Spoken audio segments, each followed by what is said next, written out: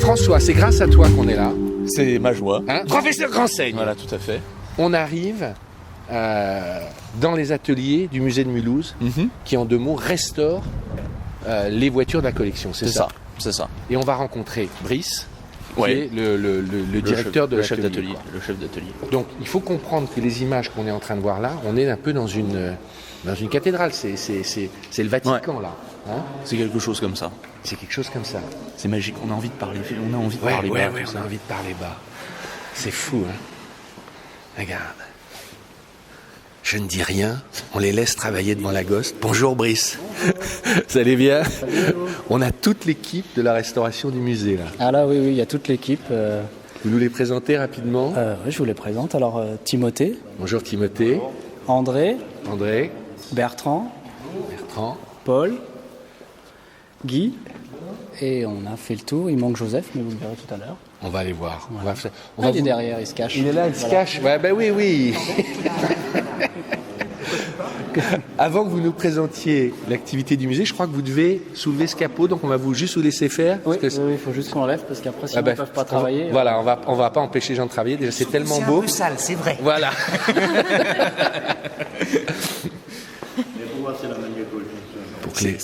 Pour que les gens comprennent, cette gosse, elle est d'avant 14.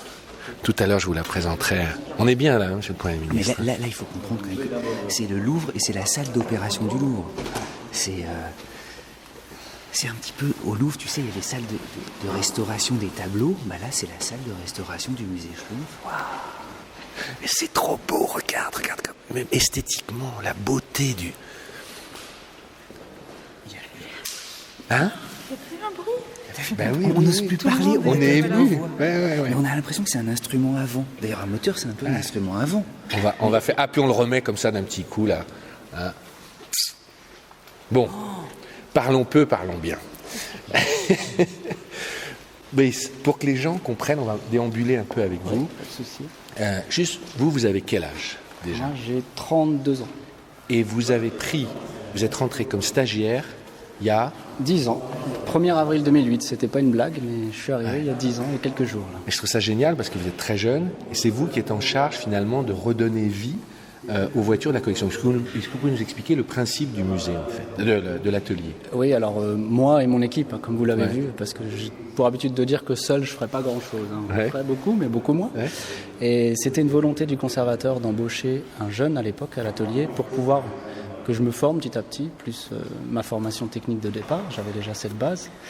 Et on a après été avec un mécanicien qui a 20 ans d'expérience qui a été embauché et des bénévoles qui ont entre 40 et 50 ans d'expérience. Donc ce qui fait qu'il y a tous les âges et toutes les expériences. C'est très intéressant au quotidien. Et on vient d'embaucher un jeune qui a 25 ans. Donc on continue de perpétuer, d'avoir plein d'âges et plein d'expériences, plein de choses. La mission de l'atelier, c'est quoi? Alors notre mission, on a à peu près 5 grands axes. On a des voitures qui fonctionnent, donc des voitures roulantes, un parc de 50 à 80 voitures qui roulent, suivant ce qu'on veut dire qui roulent, et qu'on sort tous les ans, au moins à l'atelier pour les faire rouler sur la piste ou pour aller sur des manifestations. Donc ça, c'est les 50 voitures du musée, hein, de la collection. De la collection, Ouais, je trouve. d'accord. Et l'objectif de faire rouler ces véhicules, c'est de conserver les savoir-faire. Donc les savoir-faire pour les entretenir. On enregistre tout, on compare par rapport aux manuels d'époque quand on les a, on fait des photos, on travaille avec des gens qui connaissent les véhicules, on s'informe toujours. Et aussi les savoir-faire de conduite. Parce que quand on monte dans un vis-à-vis de Dion Bouton de 1902 où il y a des manettes partout, c'est spécial. Quand on fait de la voiture à vapeur, n'en parlons pas. Si on roule dans une Mercedes 600 avec les systèmes d'injection, ce genre de choses, c'est encore différent. Donc c'est vraiment... Ouais, parce que vous êtes transversal à toutes les époques des voitures du musée, c'est ça qui est C'est important. ça, ouais. On va des années 1890 aux années 70, 80 presque. Et il y a un gros travail finalement, à la fois bien sûr de mécanique, mais de restauration, de retrouver des pièces et de documentation. Vous m'expliquiez qu'il faut retrouver, parfois on ne sait pas comment ça a été fait. Oui, oui. Et donc tout votre travail, c'est de chercheur presque. Si on veut prendre des termes modernes, on fait du retro-engineering. Ouais. On refait des plans, on refait des systèmes, on refait des choses. Ouais. Et Donc ça, c'est des voitures qui roulent. On a aussi des chantiers de remise en fonctionnement. Donc c'est des automobiles qu'on prend dans la collection, comme la Rolls, vous la verrez tout à l'heure, où on a une base d'histoire et on essaye de faire un diagnostic mécanique pour voir si on peut les remettre en fonctionnement. Parfois ça marche, parfois ça marche pas. On a aussi les voitures qu'on restaure. Donc là, c'est des chantiers à plus long terme. Quand je parle des remises en route, c'est des chantiers qui durent sur 1 an à peu près. Pour vous, c'est un chantier court, un an. C'est ça qui est fou. Il faut que les gens, voilà, j'allais dire. C'est court pour nous. Une année, c'est très court. Alors que les restaurations, quand on met les voitures complètement en pièces détachées, ça dure plusieurs années, entre 2 et 5 ans. Donc vous avez un rapport au temps complètement... Oui, notre premier rôle est de conserver la collection. On est dans un musée, on doit conserver. Et ça m'amène à un autre axe de travail qu'on ne voit pas dans le musée. On fait énormément de recherches sur la conservation des matériaux à long terme. Donc on enregistre les températures, humidité dans le musée, on travaille sur la conservation des aluminiums, la conservation des huiles, on travaille sur énormément de choses pour qu'on puisse au moins garder les objets en l'état dans 50, 100, 200 ans. Quoi. Ah ouais. C'est ça. Et ça, c'est tout un travail qui ne se voit pas. Alors, tout à l'heure, on va faire des focus sur certaines voitures parce qu'on pourrait rester 10 ans, mais en passant, vous m'avez dit, ça, c'est une voiture à vapeur, et vous me dites, ça, c'est mon bébé, c'est ce que j'aime. Hein, oui, ça, c'est ça. Et pourquoi? Alors, racontez-moi. Ça regroupe... C'est quoi d'abord? Tout ce que j'aime. Ça, c'est une Serpollet à vapeur de 1905, qui est l'évolution ultime des voitures à vapeur faites par Serpollet. Donc, il a commencé, constructeur français. Constructeur français qui a commencé dans les années 1878-80, qui s'est beaucoup développé à partir des années 1890 quand il a eu du financement par un financeur Gardner. C'est pour ça que les voitures s'appellent Gardner Serpollet. Et là, on est sur un des derniers modèles le plus abouti. Et c'est parmi mes voitures préférées parce que c'est un avant 14, la même un avant 1905. Donc ce qu'on appelle une ancêtre. Ce qu'on appelle un ancêtre. Et j'aime toutes ces voitures où il y a plein de manettes, plein de tuyaux. Où on ne peut pas monter dedans, tourner la clé et rouler. Il faut d'abord comprendre comment la machine fonctionne. C'est elle qui décide comment elle fonctionne. Parce qu'à vapeur, il faut faire chauffer de l'eau déjà. Alors ça, il y a un réservoir d'eau qui est à l'avant. Allez, montrez-moi. Donc on mettait de l'eau avant comme une locomotive, quoi. Voilà, un réservoir d'eau, un réservoir de pétrole. La différence avec une locomotive, c'est qu'on travaille avec de la vapeur surchauffée, c'est-à-dire qu'on n'est pas à 10 bars et 300 litres de vapeur comme une locomotive. On a entre 50 et 80 bars et 12 litres de vapeur. Et on a des températures, au lieu d'être à 200, 250 degrés, là on atteint entre 300 et 500 degrés. Quand vous dites on, c'est derrière, c'est ça? C'est à ce niveau-là, oui. Donc ça c'est l'eau, le pétrole, le générateur de vapeur. Donc on chauffe des tuyaux à rouge avec le pétrole. Une fois qu'ils sont à rouge, on envoie de l'eau et on crée de la vapeur surchauffée. C'est exactement le phénomène de caléfaction qu'on voit quand on jette une goutte d'eau dans sa casserole. Et qu'elle est très chaude, on voit la goutte d'eau, qui ne veut pas toucher la casserole. En fait, on crée de la vapeur surchauffée entre la goutte d'eau. Alors, ce que vous êtes en train d'expliquer, c'est qu'on roulait avec un truc, c'est une bombe, quoi. Enfin, c'est brûlant. C'est très chaud, mais au niveau, c'est pas vraiment une bombe parce qu'il y a très peu de volume. C'est ce que les gens ont peur souvent. Une locomotive est plus une bombe parce qu'il y a 300 litres de vapeur. Je vous disais que là, on a 12 litres, donc si ça cède, ça va, hop, ça s'arrête. D'accord. C'est justement le problème, il ne faut pas qu'il y ait la moindre fuite. D'accord. Ensuite, on a un moteur 4 cylindres à plat, boxer, comme sur les premières Porsche, les Alpha des années 80. On a, ça c'est l'équivalent du papillon du carburateur. Donc on choisit d'envoyer ou non la vapeur dans le moteur. Et la particularité, c'est qu'on a déjà une distribution variable. Si vous filmez ici, on voit l'arbre à canne, c'est ça qui bouge. Donc en dessous, il y a l'arbre à canne. Donc en 1905, on avait déjà une distribution variable pour faire varier la quantité de vapeur. Et ça, que je comprenne bien, une auto comme ça avait combien d'autonomie et ça roulait combien de temps? À quelle vitesse, je veux dire? On atteint facilement 80 km/h. Ça a une autonomie d'à peu près, avec ce réservoir-là, qui fait 80 litres, disons 50 km. D'accord. Et ce qui était très intéressant, en fait, c'est un peu compliqué à mettre en route quand on ne sait pas au début, il faut 10 minutes, un quart d'heure. Sauf que il faut la faire monter en température déjà. Il faut la faire monter en pression, en température, sauf qu'on se retrouve avec un véhicule qui a 40 ou 50 chevaux, qu'on peut conduire du bout des doigts. Alors qu'en 1905, quand il fallait avoir 40 ou 50 chevaux, on avait un moteur qui était grand comme ça, qui faisait 10 litres de cylindrée. Il fallait un bras comme ça pour la démarrer. On comprend pourquoi il y avait des chauffeurs, quoi. C'était pas pour faire joli. C'est énorme pour passer les vitesses, alors que là, ça se conduit du bout des doigts. Alors justement, vous disiez, j'aime quand il y a des manettes. À quoi servent toutes ces manettes alors là, il y a le frein sur les roues arrière, qui est plutôt un ralentisseur. Il y a le système de arbre à canne variable. Il y a la pompe à eau manuelle pour démarrer. Il y a la mise en pression d'air du réservoir, la soupape de sécurité, l'équivalent de notre accélérateur, pour ouvrir ou non. pour envoyer la vapeur, enfin encore plein de choses. C'était rare d'avoir une pédale, parce que vous avez des accélérateurs à main. C'était beaucoup à la main.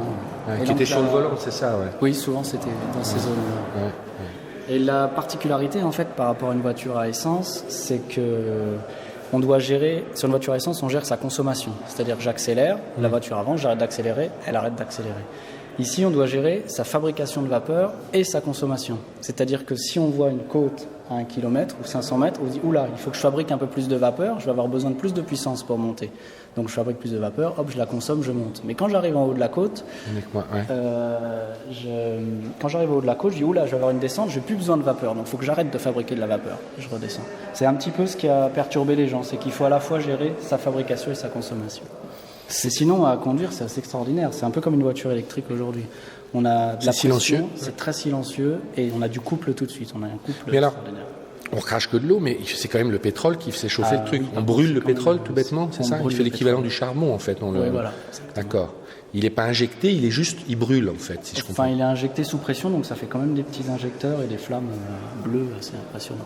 D'accord. Ouais, j'ai participé à la course Londres-Brighton il y a 4 ans avec sa petite sœur, qui est dans le musée, une voiture de course Serpollet de 1902. Et on avait dû modifier les brûleurs pour pouvoir finir la course. J'avais des flammes d'1,50 m. Avec celle-là. Ah ouais. Derrière moi. Vous avez des photos, non? En plus, Oui, je dois avoir une. Londres Brighton, pour expliquer aux gens, hein, c'est une course qui existe en Angleterre, qui est ouverte seulement aux voitures d'avant 14, hein, si je me Avant trompe. 1905. 1905, vous voyez, on apprenait. Ouais, C'est une réunion de 450 voitures. et tout le monde s'habille d'époque, comme les Anglais savent le faire. Il faut être, c'est énorme, quoi. On a vraiment, et ça, on y pique-nique joyeusement aussi. Enfin, bon. Oui, c'est toute une ambiance. On est quand même une émission grand public. Je vais poser des questions un peu de grand public. Je m'en excuse, mais j'ai envie de le savoir. Ça a quelle valeur cette voiture aujourd'hui Alors, dans un, en valeur financière. Ouais. Alors celle-là, on pourrait dire qu'elle en a pas puisqu'elle fait partie du patrimoine Ouais. français, donc c'est inestimable. Mais disons que et elle est invendable d'ailleurs, elle peut pas être vendue, inaliénable. Mais une de ses petites sœurs s'est vendue sur le marché il y a 3 ou 4 ans, à peu près 300, 350 000 euros. Ah oui, quand même. Voilà. Voilà. Ouais. Oui, c'est très rare et c'est assez apprécié, les Serpollet. Bon, c'est super. On va faire une petite pause et vous en parler super bien. Merci beaucoup. Bon, Brice, la caverne d'Ali Baba, ça continue. Oui. Maintenant, on va aller rencontrer Bertrand, c'est ça? Oui. Et qu'est-ce qu'il a comme spécialité, Bertrand? Alors c'est le mécanicien du musée. Ouais. Et donc là, il doit être en train de préparer l'essence. Ah oui, exactement, pour Ouais. vous emmener faire un tour en brasier. En brasier. C'est une voiture d'avant 1914, vous allez la voir. Ah, Voilà, génial, voilà. génial, génial, génial. Il est là. Bonjour Bertrand, attendez, qu'est-ce que vous faites là? Encore le professeur Nimbus, vous êtes à tout ça, qu'est-ce que vous faites? Une potion magique? Ouais. Non, en fin de compte, on prépare une pipette d'essence pour pouvoir démonter la brasier, démarrer la brasier. Et c'est une essence spéciale? Non, c'est une essence, mais par contre, il y a un protocole de démarrage un peu particulier. Donc, c'est pour D'accord. ça. Il y a des purgeurs, vous allez voir, il y a des purgeurs, il faut les remplir et puis pour amorcer le carburateur en fin de compte. D'accord. Et de quelle année cette brasier? 1912. Ah oui, c'est vrai. C'est une voiture française, brasier, c'était un... Oui, constructeur français avec une carrosserie parisienne. Parce qu'à l'époque, pour expliquer la petite histoire, jusqu'aux années 30, on achetait un châssis Ouais. et n'importe qui allait après faire carrosser sa voiture. Donc là, c'est exactement le cas. D'accord, donc c'est celle-là. hein. Et donc Madame la Ministre et Monsieur le Premier Ministre vont monter à bord. Donc ça, c'est le dernier modèle. Il n'y a c'est pas ça d'écran. hein, mais- Allez, vous montez. Tu m'avais prévenu qu'il s'était un tout Attends, petit peu en retard. regarde, ils vont la démarrer, c'est trop bien. Tu la démarres là et on la met dehors à chauffer un peu. Comme ça, il coupe. Ouais, on comprend mieux, encore une fois, pourquoi il y avait des chauffeurs à l'époque. hein. Tu passes sur le bouton pour l'allumer. Et l'essence, on le mettait où? Directement dans le moteur ou il y avait un réservoir? Il y a un réservoir. Ouais. Et ici, Attendez, vous dites ici, mais comment il fallait qu'il passe en dessous? Il y a un robinet en dessous. Bon, Ouais. on pouvait y accéder par là, c'est Ah plus oui, simple. d'accord. Ouais. Et après, c'est le starter de l'époque. On a des purgeurs qu'on ouvre, Mais c'est une voiture quoi ça en fait? C'est une brasier. on remplit d'essence. D'accord. 14, 120 Ouais, non, je sais, ouais. Et Brice, ça a été Quand ma un- Lancia Beta Carbu n'a pas démarré depuis longtemps, je mets directement l'essence dans un Carbu. C'est la même chose. Ben, en c'est fait. le même principe. Et la nuit, ça t'éclairait bien. C'était pas genre une nuit. Tu as un trèfle à 4 feuilles, brasier avec une typographie et une lettre qui ressemble à celle d'Alfa Romeo. Je pense que chacun, tu vois, s'inspirait peut-être déjà de... Le trèfle à 4 feuilles, c'était le logo de Brasier ou c'était juste pour ce modèle? Non, c'était le logo de Brasier. Oui. On D'accord. le retrouve sur beaucoup de pièces. D'accord. Et brasier, c'est un vrai nom. Professeur Gransaigne, Oui. pourquoi appelons ça, nous, une carrosserie hippomobile? Ça ressemble aux carrosseries qu'il y avait sur les voitures à cheval. Donc on avait donné ce nom-là. Hippo, Ouais. mobile. D'accord. Hippo, le cheval. Non mais tu es là pour ça. Non. Professeur Grandseigne. Exactement. Bien, non, bien, bien. non, on appelle ça une voiture hippomobile parce que oui, ça ressemble de loin, non pas de loin d'ailleurs, aux voitures à cheval. Il y a cette espèce de forme là qui revient vers l'avant. Enfin, on trouve ça sur toutes les voitures à cheval fermées depuis, je sais pas. moi, avec le cocher fin devant. voilà, et c'est ça. ouais, Depuis la fin du 18e peut-être bien.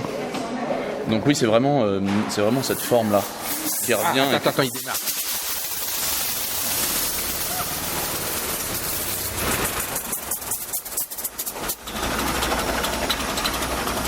Florian, elle est partie en courant.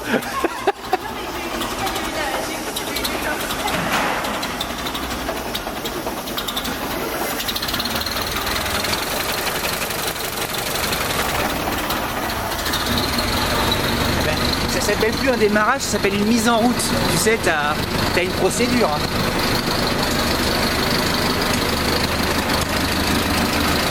C'est incroyable, on va être... Oh la vache. Mais vous avez vu ça? Attends, je t'éclaire.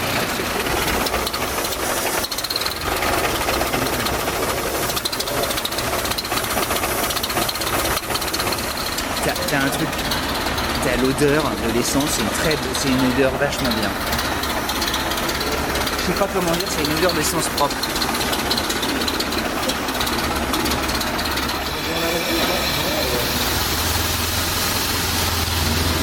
Hippie hippie. La grande aventure de l'automobile, il n'y avait même pas de phare à l'arrière.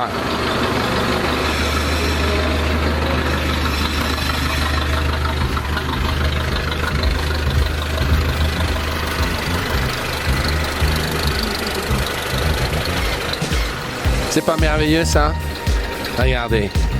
Ça, vous voyez, moi, si j'ai créé POA, c'est pour ça. C'est pour partager ça avec vous. L'automobile, les enfants. On veut sans arrêt l'enterrer. Peut-être qu'un jour elle disparaîtra. Je l'espère pas. J'espère qu'elle s'adaptera. Mais c'est une telle histoire. C'est l'histoire de la société, c'est l'histoire de la vie.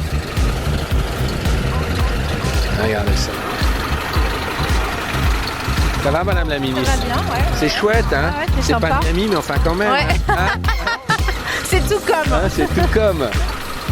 Bon bah est-ce qu'on va être à Paris ce soir? Ouais. Ah, le plan là, l'image elle est géniale. Regarde, avec là, on se croirait dans un film de... Regarde avec Florian qui ouvre le truc. Avec le range derrière. Ouais. Là, c'est juste. Ouais.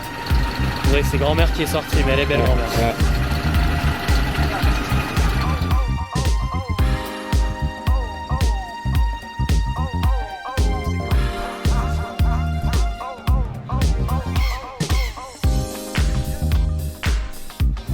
C'est dur à conduire? Non. Faut quand même- Où est l'accélérateur? Là, vous passez la vitesse. Là, il y a la vitesse. Ouais. Première, deuxième, troisième, quatrième. Ouais. Verrou de marche arrière. Donc si vous voulez passer la marche arrière, il faut enlever le verrou. Ouais. Là, on a marche arrière. Ouais. 3 mots. Et les vitesses sont au pied. Et puis un embrayage classique, Ouais. un accélérateur classique Ouais. et un frein qui agit sur la sortie de boîte. Ah, ça, c'est le régime, c'est la richesse du... Ça, c'est le ralenti. D'accord. Accélérer, D'accord, c'est comme le starter, un quoi. peu ça. Ouais, excusez-moi.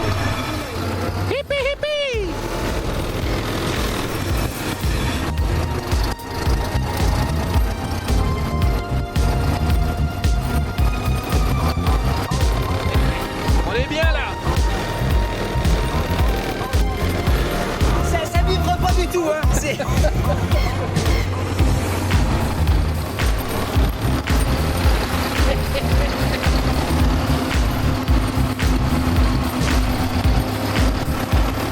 Ah, ça c'est chouette.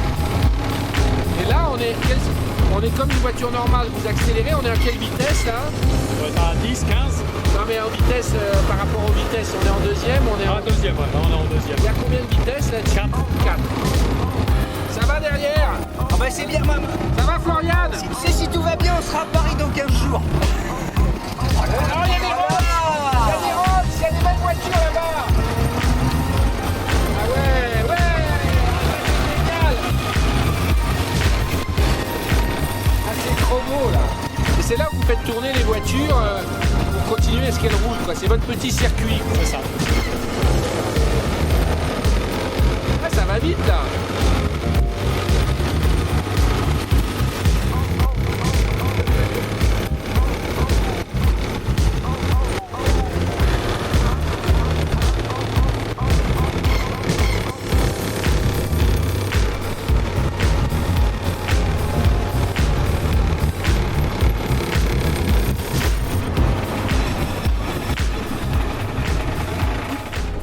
Non mais les impressions de conduite, on n'en a pas. En revanche, on a des impressions de voyageurs. Ouais. Et on était en train de se dire, tu vois, on est calfeutré là derrière. Et à l'époque, les routes, c'était surtout des chemins en terre. Donc tu avais comme les calèches beaucoup de projections, de poussière. Et au chaud. Et t'es au chaud. Et donc pour se protéger, ben, on mettait les voyageurs un peu comme dans les diligences. Tu vois, on les mettait derrière. Ah, puis t'as la confidentialité aussi, tu vois. T'avais les petits rideaux, naturellement, voilà, qui sont là. Et alors il y avait un truc rigolo, c'est que comme il y a beaucoup de bruit, tu vois, dès 10 km/h, t'avais la possibilité de parler au chauffeur via un micro, tu vois. Alors là, il est en très très bon état, donc il marche encore, on a cette chance. Si vous pouviez accélérer un petit peu, tu vois, ça va marcher, ça va accélérer. Et en fait, on va le montrer quand même, parce qu'effectivement, il y a du bruit, il y a des vibrations, il y a des tremblements. Et c'est là, voilà, ici, l'information arrivait ici. Et alors qu'il est à 3 mètres de nous. Il y a un raffinement à l'intérieur qu'on sent très présent dans la décoration, tu vois, les broderies. Mais attends, c'est quasiment Versailles, hein. C'est vachement. Et alors, on le voit peut-être pas bien, mais au plancher, là, on a un plancher où on voit la route, en fait, qui défile. Donc c'est vraiment une calèche, quoi. C'est un truc... Merci bien. Pourquoi la voiture est en conduite à droite? C'est une voiture française. Pourquoi la voiture Avant, en conduite à droite? en conduite à droite. Toujours. C'est en fin de compte, c'est un héritage des diligences. Parce qu'à l'époque, il valait mieux surveiller le bas-côté que ce qui venait en face. Parce qu'il n'y avait pas grand monde qui venait en face. Ah ouais. Et donc les voitures de luxe, en France, on a gardé ce principe jusqu'après-guerre. Mais les voitures de luxe. Mais entre deux guerres, c'était très très courant la conduite à droite. Et avant la première guerre, c'était systématiquement à droite. Mais c'est un héritage des diligences.